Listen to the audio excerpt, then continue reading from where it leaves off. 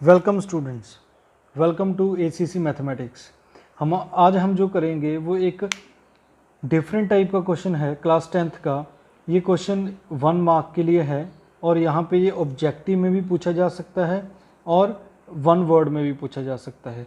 तो चलिए पहले समझते हैं क्वेश्चन की statement. If one of the zeros of quadratic polynomial of form, quadratic polynomial हमें किस फॉर्म में दी गई है, x square plus a x plus b is negative, one of the zero is negative of other, एक zero दूसरी zero की negative है, तो हमने क्या प्रूव करना है। Then it has, it means polynomial has no linear term, इसकी कोई लीनियर टर्म नहीं होगी, and constant term is negative, और कांस्टेंट टर्म जो होगी वो नेगेटिव होगी।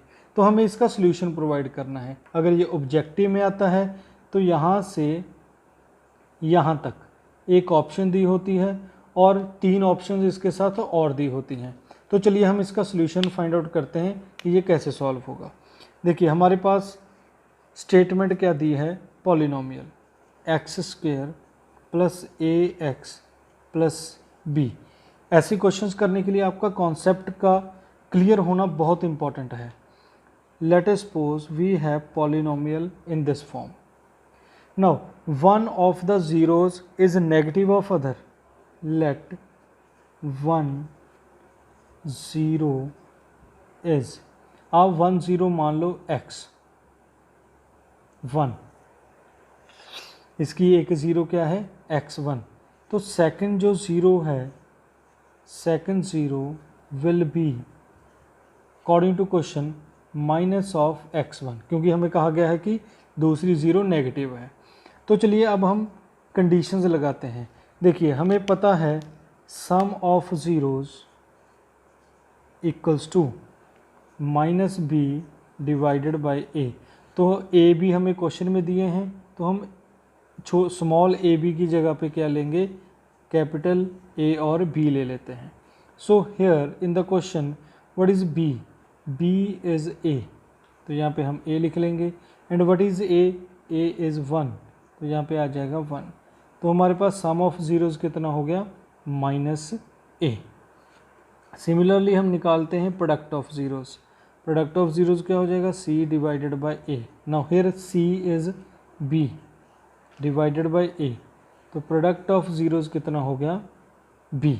अब हमारे पास दो ज़ीरोज़ जो क्वेश्चन के अकॉर्डिंग दी गई हैं वो है x1 and minus x1। Now according to question sum of zeros equals to x1 plus minus x1, तो ये क्या हो जाएगा 0, and product of zeros equals to x1 multiply minus x1, that means minus x1 square. Getting my point. तो अब इसके बाद हम इन दोनों फैक्टर्स को कंपेयर करते हैं। देखिए जी, कंपेयर 1 एंड 2, कंपेयर 1 एंड 2। देखिए sum of zeros minus A, product of यहाँ पे नीचे sum of zeros 0, therefore minus A equal to 0, this means A will be 0। तो एक तो आपका a 0 आ गया, and product of zeros is b। No, product of zeros is b and here is x1 square. अब देखिए x1 कोई भी वैल्यू हो, x1 जो आपकी 0 दी है वो कोई भी हो, अब उसका स्क्वेयर करेंगे तो वो क्या बनेगा, पॉजिटिव। अब पॉजिटिव को नेगेटिव के साथ मल्टीप्लाई कर देंगे तो हमारे पास ये टोटल टर्म क्या आ जाएगी, b equals to negative value. तो हमारे पास b क्या आ गई, एक नेगेटिव वैल्यू।